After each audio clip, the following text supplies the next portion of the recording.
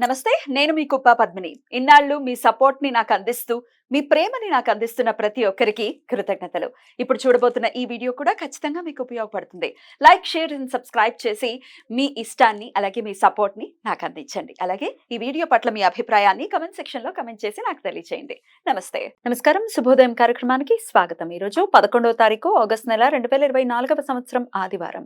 శ్రీ క్రోధినామ సంవత్సరం దక్షిణాయనం వర్ష ఋతువు. ఈరోజు శ్రావణ మాస శుక్లపక్ష సప్తమి తిథి పూర్తిగా. స్వాతి నక్షత్రం ఈరోజు పూర్తిగా. శుభం యోగం మధ్యాహ్నం 3:49 వరకు, తదుపరి శుక్లయోగం. గరజకరణం సాయంత్రం 6:53 వరకు, తదుపరి వణిజకరణం ఉంటాయి. నక్షత్ర వర్జం మధ్యాహ్నం 12:03 నుండి 1:50 వరకు.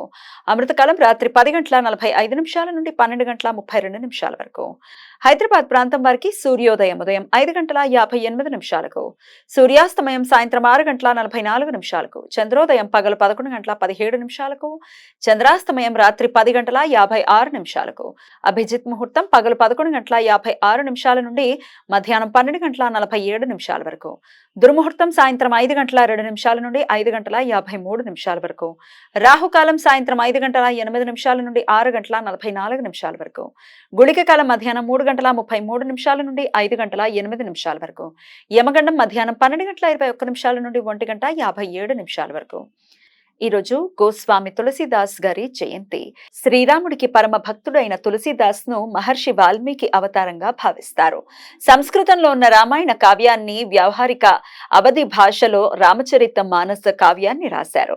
వీరు హనుమంతుడిని కీర్తిస్తూ అవధి భాషలో రాసిన హనుమంతుడికే అంకితం ఇచ్చిన హనుమాన్ చాలీసా బహు ప్రాచుర్యం పొందింది. వారణాసిలోని సంకటమోచన హనుమాన్ మందిరాన్ని వీరే నిర్మించారు అని భక్తుల నమ్మకం. ఆదివారం సప్తమి తిథి ఉండటం చేత ఈరోజు భాను సప్తమి. ఈరోజు సూర్య భగవాను పూజించడానికి ప్రత్యేకమైన రోజు.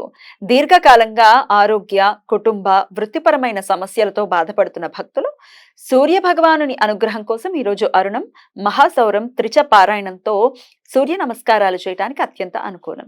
వైద్యుతి పర్వకాలం, వైద్యుతి మహాపాతకాలం ఈ రోజు పగలు 10:18 నుండి మధ్యాహ్నం 3:17 వరకు ఉంటుంది. రవిచంద్ర గ్రహాల మధ్య పారలల్ ఆస్పెక్ట్. రవిగ్రహ క్రాంతి ఉత్తరం వైపు, చంద్రగ్రహ క్రాంతి దక్షిణం వైపు ఒకే 15:06 చేరుకోవడంతో ఈ రోజు మధ్యాహ్నం 12:49 ఇది ఏర్పడుతుంది.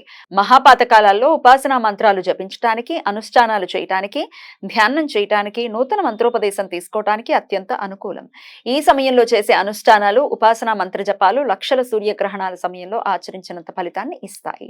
ఈ సమయం శుభకార్యాలకు అనుకూలం కాదు. ఈ సమాచారాన్ని మనకందించిన వారు మేడికొండూరు విశ్వనాథ్ ప్రసాద్ గారు. ఆయనకు కృతజ్ఞతలు తెలియజేస్తూ నారాయణ స్మరణతో సమస్త సన్మంగళాని భవంతు. నమస్కారం.